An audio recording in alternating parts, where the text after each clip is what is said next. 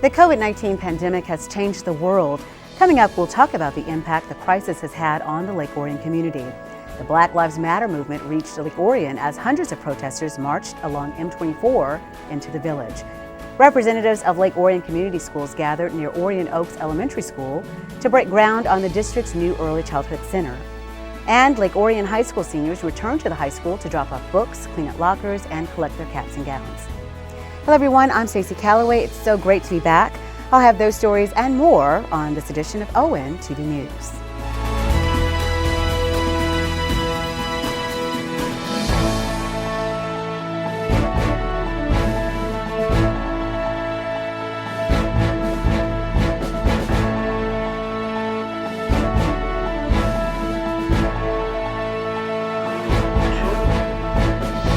2020 began with the World Health Organization scrambling to identify the cause of a cluster of pneumonia cases in Wuhan, Hubei province in China. Named COVID-19, it was deemed a pandemic in March. The virus reached the west coast of the United States in January, and Michigan confirmed its first 2 cases on March 10th, the same day as the Michigan primary election. On March 13th, Governor Gretchen Whitmer announced the closure of all Michigan K-12 schools. Lake Orion students were invited to collect any personal belongings on March 16th. Also on March 16th, the governor issued an order to close all bars and restaurants to dine-in customers. The Lake Orion DDA published a list on their website of restaurants offering carry-out, drive-thru, and curbside pickup. The Orion Township Public Library closed its doors, as did gyms, salons, and most public places as COVID-19 cases in Michigan passed 50. Stores quickly ran out of staples like bread, meat, toilet paper, hand sanitizer, and cleaning products as people stocked up in anticipation of a lengthy lockdown. Orion Township Supervisor Chris Barnett posted his first update video on Facebook announcing the closure of Township Hall. Good evening, Orion Township. It's Chris Barnett, your Township Supervisor, checking in and giving you a very important community update as it relates to the COVID-19 situation that we are being faced with here, not only in our country, but in our community here in Orion. So I just wanted to let you know that on a regular basis, at least once a day for the foreseeable future, I will be coming to you with important updates via Facebook. The reason we're choosing Facebook is because it's a useful tool that lots of people have access to. And so there will be lots of other updates, and we are doing our best to reach out to everyone in our community, but you'll be getting updates like this from me for a while. So first of all, I want to tell you how proud I am of our community. This morning, we assembled 40 leaders in our community, some in person and some via the internet, to talk about the challenges we are facing. Today we included law enforcement, local leaders at the village and township level, our state senator, our state representative was here, North Oakland Transportation Authority, the library, and then the communities of our 7 largest faith-based populations here. And the purpose of convening the meeting today was to sort of come up with a team strategy as to how we will thrive, and I promise you we will, as it relates to the COVID-19 challenge we're facing. On March 23rd, Governor Whitmer issued a statewide stay-at-home order for all non-essential workers as COVID-19 cases passed the 1,300 mark in Michigan, and the death toll reached 15. But COVID-19 is a global pandemic. It's a novel virus. There is no cure. There is no vaccine. The only tool that we have to fight it at the moment and to support our healthcare system to respond is to give them the opportunity by buying some time. And let me tell you why that's so important. We have roughly 10 million people in our state. There is a model that anticipates that if we stay on our current trajectory, just like Italy, over 70% of our people could get infected with COVID-19. Of that 7 million people projected, about 1 million of them would need to be hospitalized. Let me give you a little perspective here. We have about 25,000 acute care beds in Michigan. Think about that. That's where we are headed currently. So stopping the spread of this virus is really the most important tool that we have right now to keep our communities safe. That means without aggressive additional measures, more people will get sick, more people will die, and our economy will suffer longer. Without additional aggressive measures, soon our hospitals will be overwhelmed. And we currently don't even have enough beds, masks, gowns, and ventilators. But if we all do our part and simply stay home, we have a shot at helping our healthcare system meet our needs. Because this disease can't spread person to person if we're not out there. So if we work together and we take this seriously, we can slow the spread of COVID-19. But right now, too many people are still out and about unnecessarily. So we must do more. As COVID-19 cases continue to increase and the death toll rose, the governor announced on April 2nd that in-person learning would be suspended for the rest of the school year. Lake Orion Community School Superintendent Marian Giannopoulos, who had planned to retire in 2020, expressed her thoughts on Facebook. I really miss all of you, and I had hoped that the message today from Governor Whitmer that we would not be returning to school until the fall is one that would never come. But the reality is, for your safety, for the safety of all of our families and our staff members and their families, returning to our school buildings this year is just not appropriate. You know, as I always talk about, your health and your safety is always and will always be a top priority for all of us in Lake Orion Community Schools. So my feelings probably mirror yours. I'm disappointed. Quite frankly, I'm frustrated. I'm concerned about the safety and well-being of all of our students in the school district, as well as everyone in the community, in our state, and the world at large.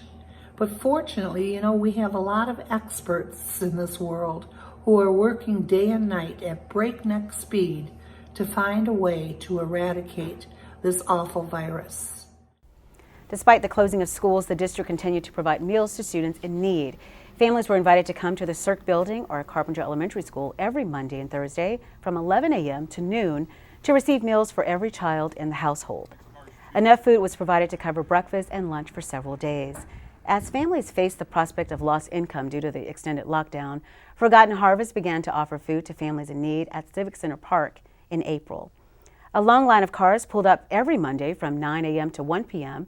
to collect milk, fresh produce, and other essentials. Drivers were asked to pop their trunk or hatch as volunteers loaded each vehicle for a contact-free experience. As the pandemic continued, village and township officials tried to find a solution that allowed them to hold meetings safely. In April, the village and township, as well as the school board, began holding meetings virtually using Zoom. Secretary Matheson. Here. Ms. Shaker Crawford. Here. Mr. Raird. Here. We have a quorum. We do. That's good. Thank you all for the inconvenience in your lives, especially to the board members, but also to those applicants too, because it's kind of an imposition to everybody. So, in an effort to get more accurate numbers and to offer reassurance to those who were sick, Oakland County began to offer drive-through testing in April. ONTV's Joe Johnson visited the county complex on April 24th.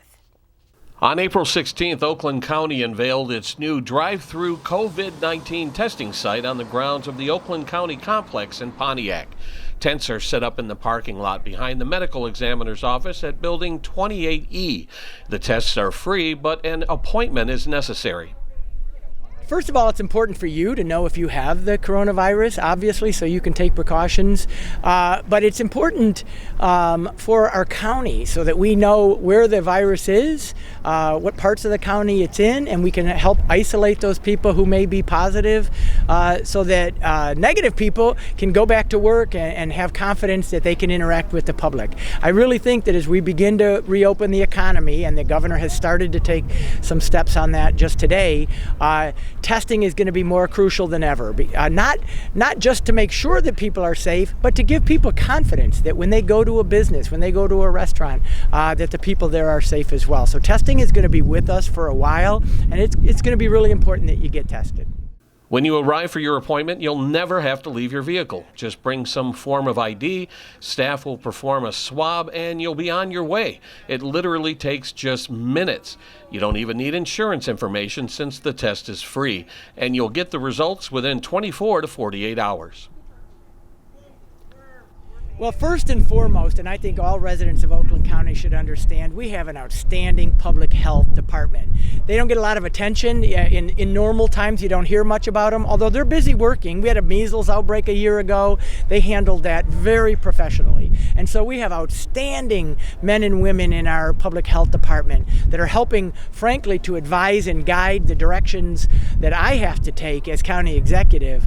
And then on the other hand, we have wonderful economic development people. So we're already making plans for when our businesses can reopen, how can we support them so that they can get back on their feet as quickly as possible, because we know Oakland County is the economic engine of Michigan, and it's important not just for us, but for the whole state that Oakland County gets back to work as soon and as safely as possible. To schedule an appointment, call the Health Division's Nurse On Call hotline at 1-800-848-5533. Hours are Monday through Friday from 9 a.m. to 5 p.m.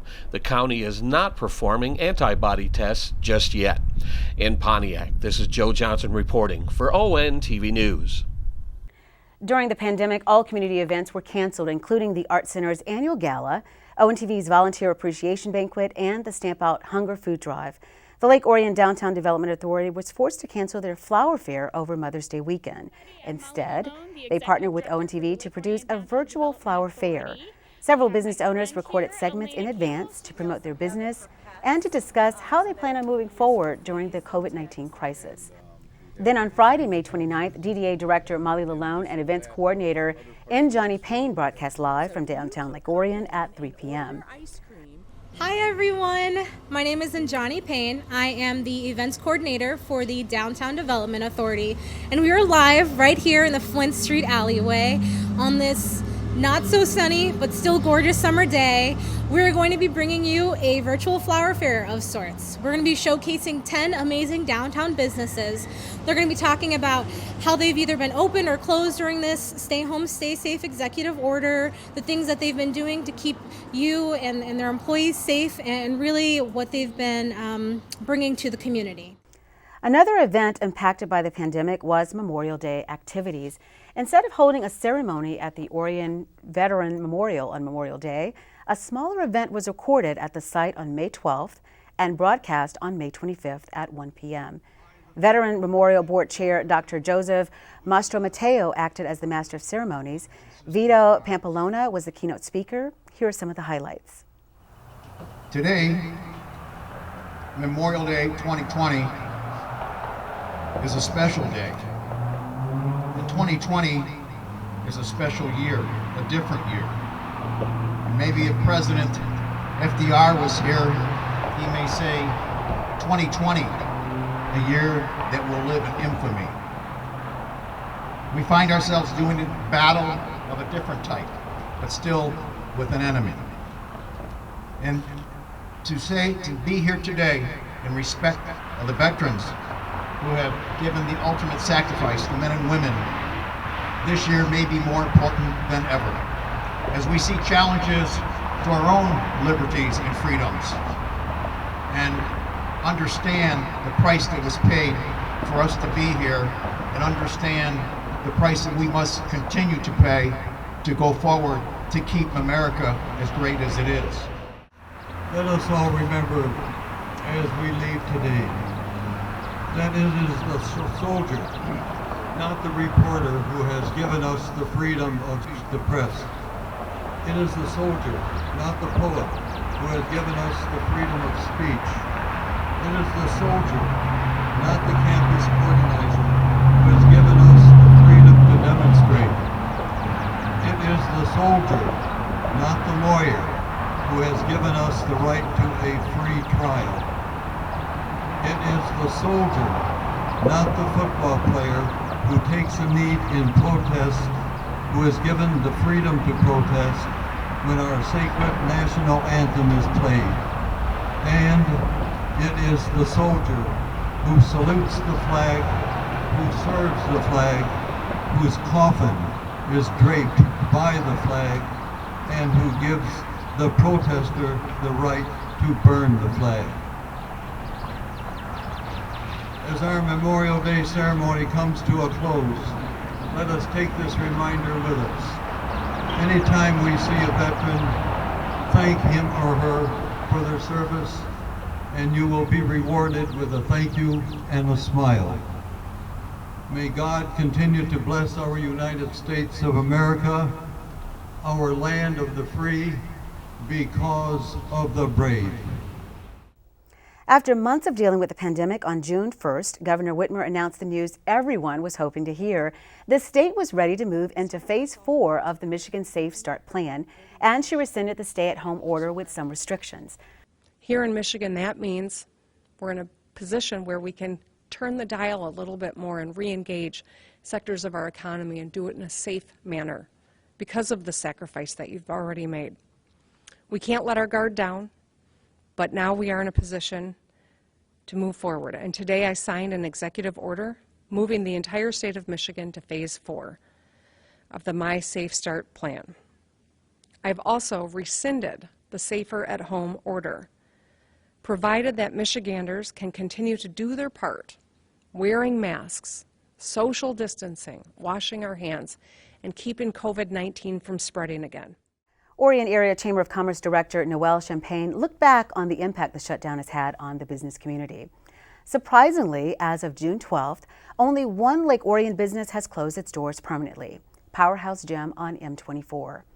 It's been a real challenge. People have done a great job of adapting and pivoting and changing their business models to kind of fit what the coronavirus has done to the community. Our local restaurants have done a great job of serving and supporting the community, but they've had their own challenges with food supply chains and new restrictions and not being able to get protective equipment and being able to even get, curbside delivery boxes, things like that, has been a real challenge for them. And we've seen some of our businesses, change their locations, change what they're selling, change their whole business model to adapt to this. They've been, surprisingly ingenious in what they've come up with and have found ways to make it work even in the challenging times.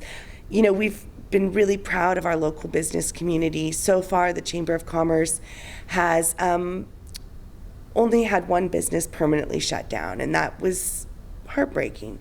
It was a family run. They've been here since 1999. They had great employees and were a wonderful part of our community, and it hurts to see that. And we feel for all of these different businesses, and we really want to encourage everyone to keep their money local, shop local, support everyone as much as they can. Check the Chamber of Commerce website. We do have updates on who's doing curbside delivery, who's open for business, and make sure to show those local businesses your love. Be patient. We're all adapting to the new normal. It's definitely not easy to do a lot of this in face masks and gloves and with social distancing. So be aware that sometimes it may take a little more time or it may be a little different than it was before, but they're all here to serve you and are excited to open back up to the community and welcome you into their storefronts. We caught up with Orion Township Supervisor Chris Barnett, who talked about the toll COVID-19 has had on the Lake Orion community. Yeah, I think the first and the most compelling thing of the entire pandemic as it related to Orion Township was the strength of our community. And it sounds cheesy maybe sometimes. We talk about it all the time when we have things we rally around like the Miracle Field and people in need. Our community always steps up. But we saw it in a different way these last 3 months. We saw people absolutely looking out for each other. We saw people turning this building behind me into a makeshift food bank. We saw volunteers picking up food and water here and delivering it to houses of the people that they never even met and probably never will. We were really blessed. I mean, we were prepared to have it really hit us hard. You'll see it really hit southern Oakland County the hardest, and Wayne County and Detroit was the hardest hit in Michigan. In Orion Township and in the village, we had just under 150 cases. I think our current case count's 149. and 17 deaths. And the good news is those numbers have really been flat. We've added a couple cases and I think 1 death in like the last 3 weeks.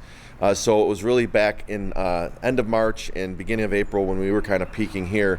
And the majority of those cases actually were in our nursing home that's on Silverbell and the nursing home in the Village. So the nursing homes across the country were the areas that were hit the hardest. I read a stat in Forbes. They said that 42% of all deaths in the entire country happened in 0.6% of the population, and that's the population of Americans that live in nursing facilities. So, we weren't hit as hard as other parts of the county, which is a blessing, but the good news is we were really prepared if we were. So, Barnett emphasized that they were not quite out of the woods yet, and he encouraged residents to continue to observe social distancing guidelines for the foreseeable future. Following the May 25th death of George Floyd while being restrained by Minneapolis police officers, protests and rallies have spawned in cities across the globe. It was just a matter of time before the movement reached Lake Orion. On the evening of Friday, June 5th, hundreds of people arrived at the parking lot in the Lake Orion Plaza on M24 to take part in the Black Lives Matter Rally for Peace. A Facebook page was created by Sarah Peoples and Tammy Evans just 2 days prior to the event, and more than 600 people expressed an interest in attending. Like everyone else, I've been on social media and I've seen all of the crazy stuff going on and all the injustices going on, and this has been going on for a really long time, but it's not till now that people are really starting to talk about it. And so I came up to my mom and I was like, I want to go to a rally. And with all of the rallies going on that are super unsafe and they're getting violent, she suggested having one here. And I actually didn't even mean to start this. I was just added on as an admin for the Facebook page. And next thing you know, I was answering questions. I was like really getting on board and trying my best to help out. And, to be considered a host for this, it was totally not even like my intention. I'm happy to do it though, for sure. At 6 p.m., Evans welcomed those in attendance and invited anyone who wanted to speak to come forward. Orion Township Supervisor Chris Barnett was there to show his support.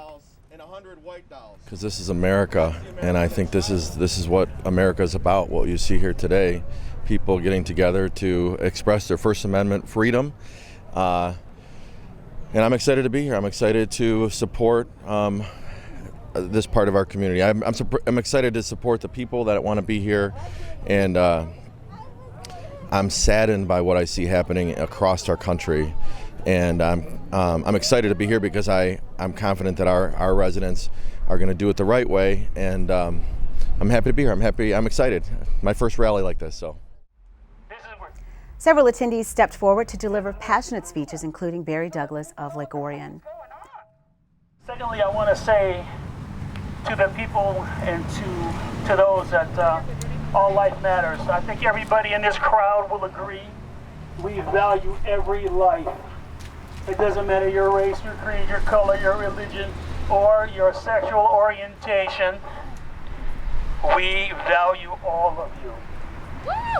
What we are saying is that black people in this country, their lives are not being valued. They're being murdered in the streets. That's what we're saying. We are saying that that is not fair. We are not asking you, we're not taking anything from you, we're asking you for equality.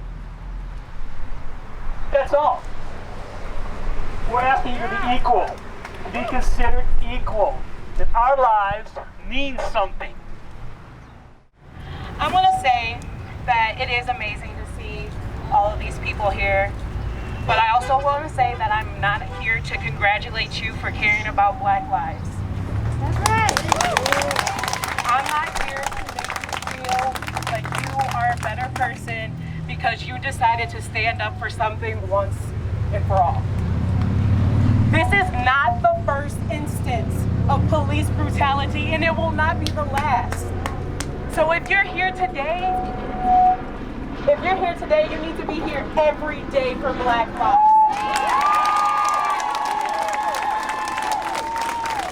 If you're here today, you need to vote for people who care about Black lives. If you're here today, you need to call out your racist family when they say shit about Black lives. be here to pat yourself on the back and say that's enough activism for today, because it's not. My name is Andre Wellens. I live in Oxford, and coming past and seeing all you people was a great inspiration, because I truly thought when I seen people marching everywhere on television, I wouldn't see it here for nothing. You know, I've got pulled over so many times over here just for smiling, you know. But to see this, and I have 2 sons that go to Oxford schools, and the things that they deal with, and I have to tell them, you're stronger than what they say, son. You know, but I'm here to tell you, this is a start, and it mainly starts at home, teaching your kids, you know, what's right and what's wrong and what to say and not to say, you know, because everybody has feelings, everybody. And that's the thing that my race going through right now, feeling like nobody cares. You know, when they say that knee on their neck, it's true, very true. So I want to just thank y'all very much and say power to the people, all the people, all of them.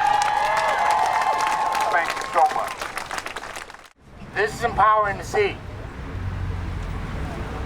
Being this far, you know, away from Wayne County, away from people that look like me, and seeing so much support, it really means something. But like any black person will tell you, this does not end. And I'm not gonna curse because there are kids here, but this doesn't end. All these names on my shirt: Philando Castile, Tamir Rice. This battle is not over. Yes, these cops are gonna go to jail, but it's not just cops. It's your everyday interactions. It's when people look at you when you go in the store. It's when you wear a Black Lives Matter shirt and you get stared at like you're doing something innately wrong, that's not right. And I'm not here to make every white person in the crowd apologize for being white. You have the power to change people's lives in the slightest way or in the most major way by doing the slightest action, by saying hello, by smiling, by being courteous. Yes, you want to call out racism whenever it happens, but don't let that be the extent of your interaction for standing up for people that look like me. Treat me just like I would treat you.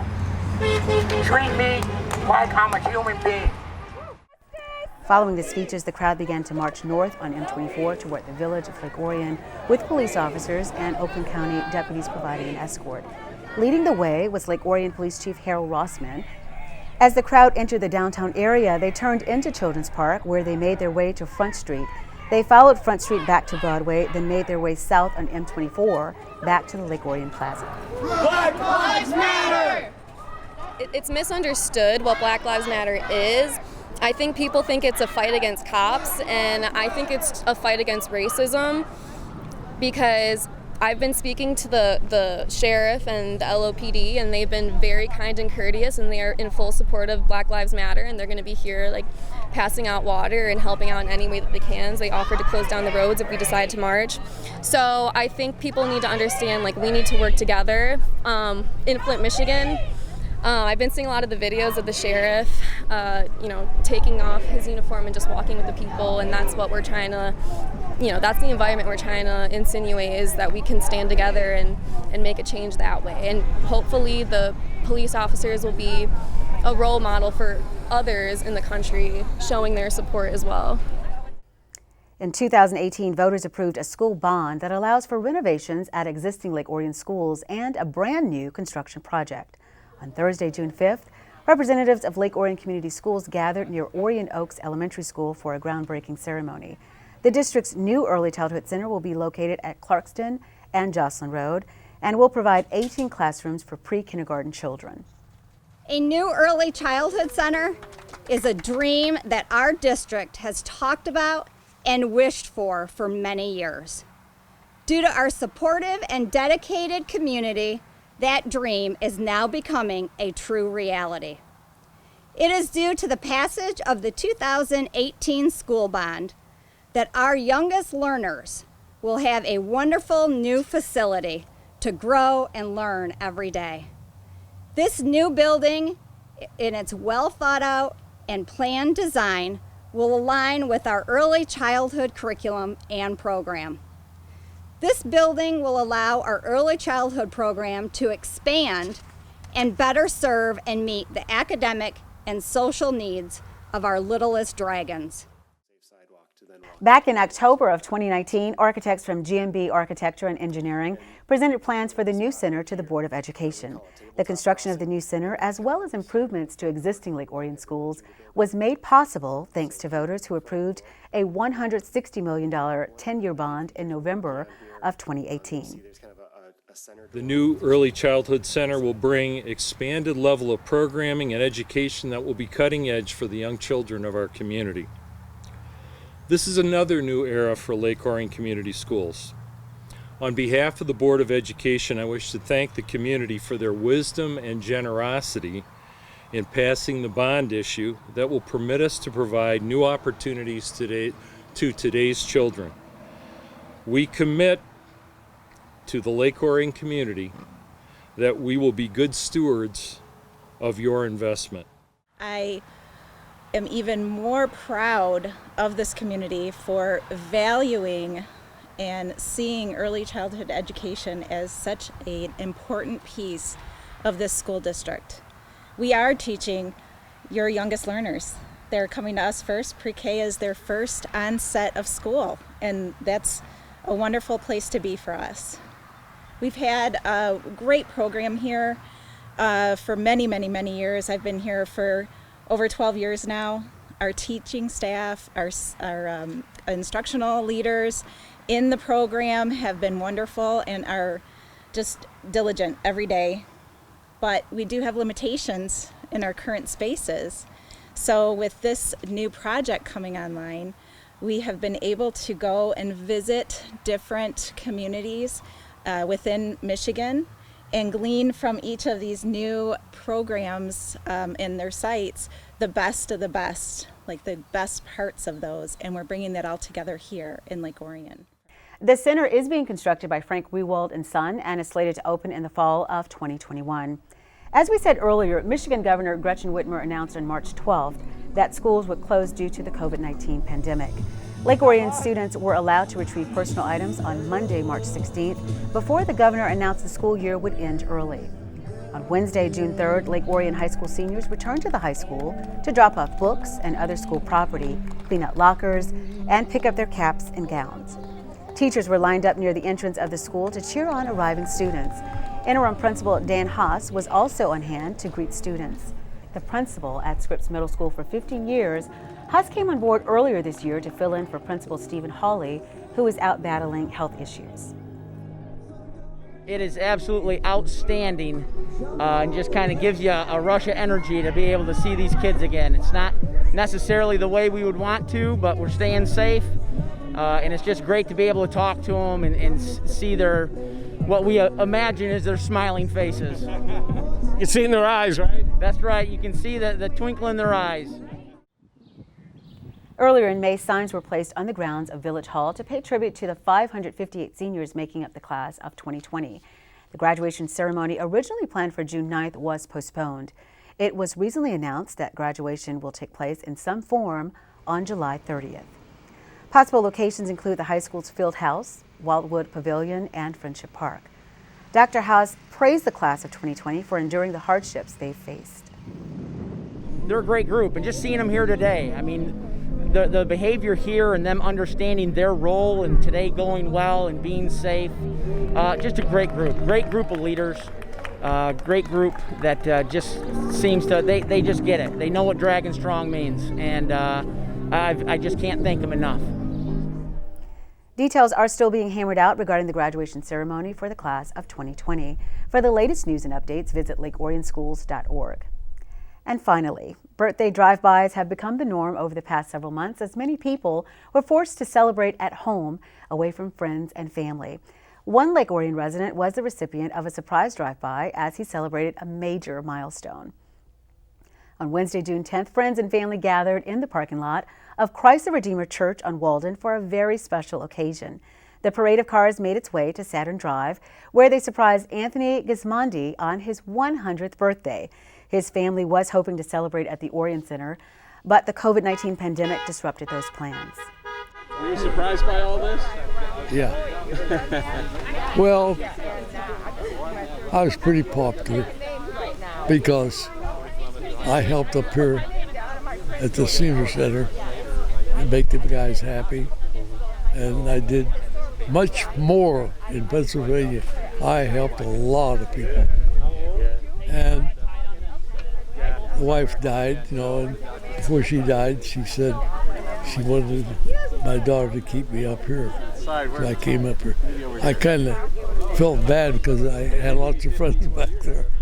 And I had a big home, nice home that I built, about 80% of the home. Born under President Woodrow Wilson, he has lived to see 19 different presidents lead the nation. A retired teacher, Tony holds 2 master's degrees, is a master gardener, author at age 89, and he even built his own home. Tony came to Lake Orion from Mount Pleasant, Pennsylvania 10 years ago. I just try to help with the kids. I help a lot of kids go to Penn State, whether they're adults. If they needed help, I would help. I was able to help with many things, like gardening is one example, and building. I built my own home, 2-story home. I took care of my parents' home, then I bought some homes in the mining area. I fixed them up a little bit, then I made money. I didn't make it from teaching, which didn't pay. I did a hell of a lot of teaching, but I didn't make a lot of money. I taught adults for 10 years, once a week. I enjoyed that. I didn't care about the money. I would take them to the greenhouse to work at the school, and if there wasn't anything needed done, I'd take them on field trips, I enjoyed life. I enjoyed what I did, and some people don't. We here at ONTV would like to wish Tony a very happy 100th birthday. And with that, we'll wrap up this edition of ONTV News. On behalf of the hardworking ONTV News team, I'm Stacy Calloway. Thanks for watching.